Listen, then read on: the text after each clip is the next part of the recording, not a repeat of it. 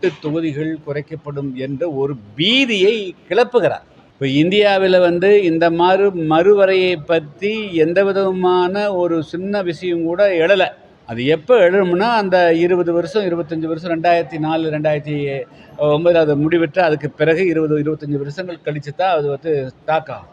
அந்த மறுவரையறை ஆணையம் ஒன்றே உருவாக்காத நிலையில் எதனுடைய அடிப்படையில் தமிழ்நாடு முதலமைச்சர் அவர்கள் இது போன்ற ஒரு கருத்தை 8 தொகுதிகள் குறைக்கப்படும் என்ற ஒரு பீதியை கிளப்புகிறார்.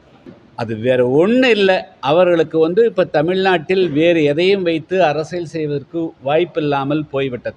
2026 சட்டமன்ற தேர்தல் நெருங்குகிறது. ஆன்டி இன்கம்பன்சி ஆட்சிக்கு எதிராக மக்கள் மனநிலை வேகமாக அதிகரித்து வருகிறது. அதில் இருந்து திசை திருப்புவதற்காக ஏதோ மத்திய அரசு தமிழ்நாட்டினுடைய உரிமையை பறிப்பதை போன்ற ஒரு கருத்து உருவாக்கத்தை உருவாக்கி அதற்குள் எல்லாரையும் ஒன்றிணைத்து இதற்கு அவர்கள் மீண்டும் தலைமை தாங்கி மீண்டும் 2026 ஆட்சியை பிடிக்க வேண்டும் என்ற நப்பாசையின் காரணமாகத்தான் அவர்கள் இந்த கருத்தை வெளியிட்டிருக்காக தவிர இது உண்மைக்கும் அவர்கள் சொன்னதுக்கும் நிறைய வேறுபாடு இருக்கிறது.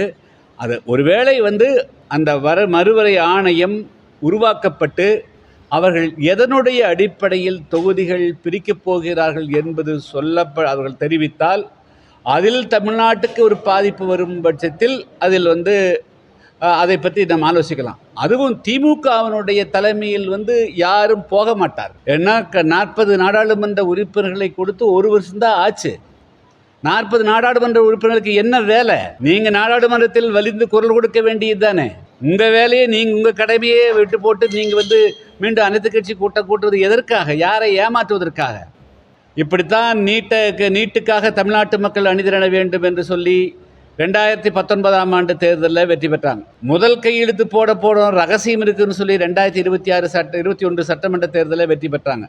அப்போ இந்த தேர்தலுக்கு ஏதாவது ஒரு பிம்பத்தை உருவாக்கணும், மத்திய அரசுக்கு எதிராக உருவாக்கணும். அதன் மூலமாக தமிழ்நாட்டு மக்களுக்கு இவங்க தான் பாதுகாவலர்கள் போன்ற ஒரு பிரமையை உருவாக்கி இந்த தமிழ்நாட்டு மக்களுடைய ஓட்டுக்களை வாங்க வேண்டும் என்பதை தவிர மு.க. ஸ்டாலின் தமிழ்நாட்டு முதலமைச்சர் சொன்னதில் உண்மை எதுவும் இருப்பதாக எனக்கு தெரியவில்லை.